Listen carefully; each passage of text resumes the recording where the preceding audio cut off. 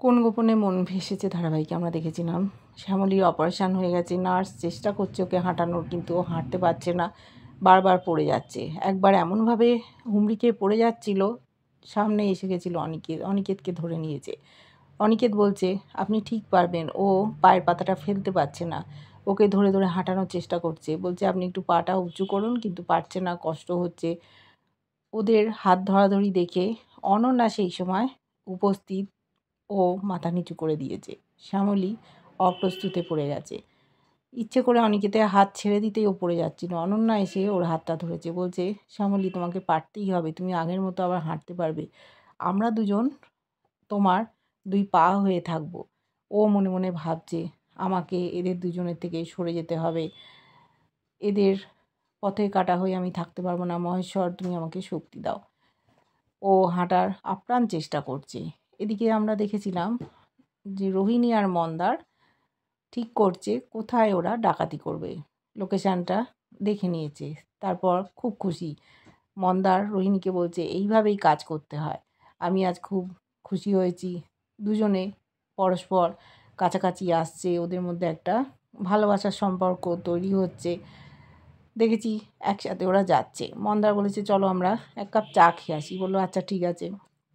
ওরাও যাচ্ছে। এদিকে আমরা দেখলাম অরুণাভ খেতে পাচ্ছে না, কোথাও খাবার পাচ্ছে না, টাকা পয়সা নেই, কি করবে, খিদেতে ওর অবস্থা খারাপ। একটা খুব নিম্নমানের হোটেলের কাছে গেছে, সেখানে গিয়ে ও ভাবছে আমাকে খেতে হবে, টাকা পয়সাও নেই, যে করে হোক খাবারটা খেতেই হবে, পেটের মধ্যে কষ্ট হচ্ছে। তাই ওদের বয়কে ডেকেছে। সে এসে বলছে বাবা আপনি এই ঝুপড়ির মতো হোটেলে খাবেন, ব্যাপারটা কি? গায়ের রং একদম ফর্সা, টুকটুক করছে, দেখতে ভালো, টাকা পয়সা দেবেন তো, আছে তো? বলছে তোকে এসব কে বলতে বলেছে, যা তোদের কি কি রান্না হয়েছে বল। তখন যা যা ওদের মেনু আছে, কি কি দাম সব বলেছে। ও বলেছে মাংস ভাত দিতে, সাথে একটা ভাজা মাছ দিতে। বলছে বাবা মাংস মাছ দুটোই খাবেন? বলছে যা বলছি তুই নিয়ে আয়। অরুণাবর এত খিদে পেয়েছে, বাড়তি প্রচুর ভাত নিয়েছে, এক্সট্রা দাম পড়বে। ওরা বলছে দিতে পারবেন তো? ও খাওয়া দাওয়া শেষ করেছে, এইবার তো পালাতে হবে, টাকা পয়সা নেই। হাত ধুয়ে পালিয়ে যেতে গিয়ে টেবিলের ধাক্কায় উল্টে পড়ে গেছে। বুঝতে পেরে গেছে ওরা এই লোকটা খেয়ে পালাচ্ছে, ওকে তাড়া করেছে। সেই সময় মন্দার আর রোহিণী আসছিল, ওদের সামনে দিয়ে পালিয়ে যাচ্ছিল অরুণাভ, ধরে ফেলেছে মন্দার, সাথে সাথে রিভলভার ঠেকিয়েছে। বলেছে অরুণাভ ভৌমিক, এই তো পালিয়ে গেছিলি না, দেখ ঠিক ধরে ফেলেছি। লোকগুলো বলছে আপনারা চেনেন? ভাত খেয়ে পালিয়ে যাচ্ছিল, টাকা দিচ্ছে না। বলছে খুব চিনি, ওকে ধরে পুলিশে দেবে, এরকম যেই সিদ্ধান্ত নিয়েছে। সাথে সাথে অরুণাভ মন্দারকে ধাক্কা দিয়ে ফেলে দিয়েছে। ওখানে একটা ইট পড়েছিল, ইটটা নিয়ে রোহিণীর মাথায় মেরে দিয়েছে। রোহিণীর কপাল দিয়ে রক্ত পড়ছে। অরুণাভ আবারও পালিয়ে গেল, ধরতে পারল না কেউ। বলল রোহিণী মন্দার তুমি যাও, অরুদাদাকে ধরো, পালিয়ে যাচ্ছে। বলল না, তোমার কপাল দিয়ে রক্ত পড়ছে, আগে তোমার চিকিৎসার দরকার। ওকে নিয়ে বাড়ি পৌঁছে গেছে। বাড়িতে গিয়ে সকলকে বলেছে, ওর সেবা শুশ্রূষা করছে, যে অরুণাভর কী হাল হলো। শেষ পর্যন্ত বোনকে মেরে পালিয়ে গেল। ওদিকে তৃষাও দাঁড়িয়েছিল, ও কষ্ট পাচ্ছে যে ওর স্বামী খেতে পাচ্ছে না, তাও এরা ওকে কথা শোনাতে ছাড়ছে না। ওর এই অবস্থার জন্য দায়ী শ্যামলী। শ্যামলীকে তো কিছুতেই ছাড়া যাবে না, ওকে পৃথিবী থেকে সরিয়ে ফেলবে, এইরকম মনে মনে ভাবছে, রাগ হচ্ছে। এদিকে রোহিণীকে ওষুধ লাগিয়ে দিচ্ছে, লাল ওষুধ কিছুতেই লাগাবে না। ও বলছে আমি ভয় পাই। শেষে মন্দার লাল ওষুধটা যত্ন করে লাগিয়ে দিল। তারপর বলল শ্যামলী তো ফিরে আসছে, ওর অপারেশন সাকসেসফুলি হয়ে গেছে, আশা করি ও হেঁটেই বাড়ি ফিরবে। আমরা প্রার্থনা করব ঠাকুরের কাছে, ওর মহেশ্বরের কাছে। আর ওকে কিন্তু এই কথাটা বলা যাবে না। রোহিণী বলছে আমার তো ব্যান্ডেজ দেখেই বুঝে যাবে। বলছে ও অন্য কিছু বলতে হবে। পরের দিন সকলে মিলে পূজা অর্চনা করছে। ফিরে এসছে শ্যামলী নিজের পায়ে হেঁটে। বলছে দেখো ঠাকুর আমাদের প্রার্থনা শুনেছেন। এবার শ্যামলী নিজের পায়ে হেঁটে এলো, এখনও পুরোপুরি পারছে না, তাও হেঁটেই বাড়ি ঢুকেছে। সকলকেও কৃতজ্ঞতা জানায়, ধন্যবাদ জানায়। সবাই খুব খুশি। দাদুরাও ওখানে ছিল, শ্যামলীকে আশীর্বাদ করেছে। ও বলছে সমস্ত কিছু হয়েছে আপনাদের জন্যই, আবার আমি হাঁটতে পারছি। সবাই আনন্দ করছে, বলছে এই জন্য তো একটা পার্টি হয়ে যেতে পারে। ওরা পার্টির ব্যবস্থা করলো, বাড়ির সকলে নাচ গান হই হুল্লোড়ে মেতে উঠেছে। খুব খুশি শ্যামলীকে নিয়ে ওরা। শ্যামলীকে অসম্ভব ভালোবাসে, পরিবারের ও একজন সদস্য, কিন্তু এরপর ও এখানে আর থাকতে চায় না। সকলে নাচ করছে, অনিকেতের সাথে অনন্যা নাচ করতে গেল। ও কমফর্টেবল ফিল করছে না, ভাবছে যে ও নাচ করবে না। সেই সময় ফোন এসছে। ফোনে ও জানতে পেরেছে ওর মায়ের খুব শরীর খারাপ। মায়েরই এক বাড়িতে পোষ্য থাকে, ফোন করেছে। সাথে সাথে বেরিয়ে যাচ্ছিল।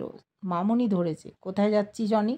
বলল, মার শরীরটা ভালো না, ফোন করেছে যে কাজ করে, আমাকে এক্ষুনি যেতে হবে, কিন্তু কিছুতেই যেতে দেবে না। বলছে ওই মহিলার কাছে তুই কিছুতেই যাবি না, ওর লজ্জা করে না? তোকে ফোন করে ডাকছে আবার, এত ঝামেলা হলো, লকাপেই তো আমি বারণ করে দিয়েছিলাম, কেন তুই ওর কাছে যাবি? তুই কিছুতেই যাবি না।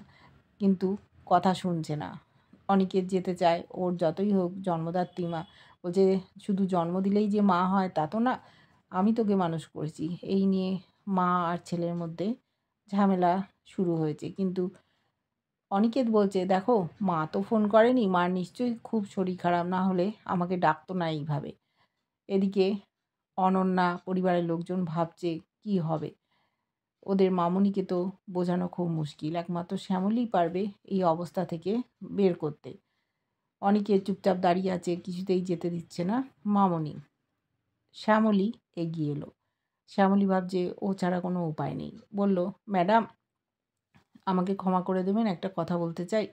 যতই হোক স্যারের তো মা, আপনাকে আমি কষ্ট দিতে চাই না, তবুও দেখুন উনি অসুস্থ বলেই না ডেকে পাঠিয়েছেন।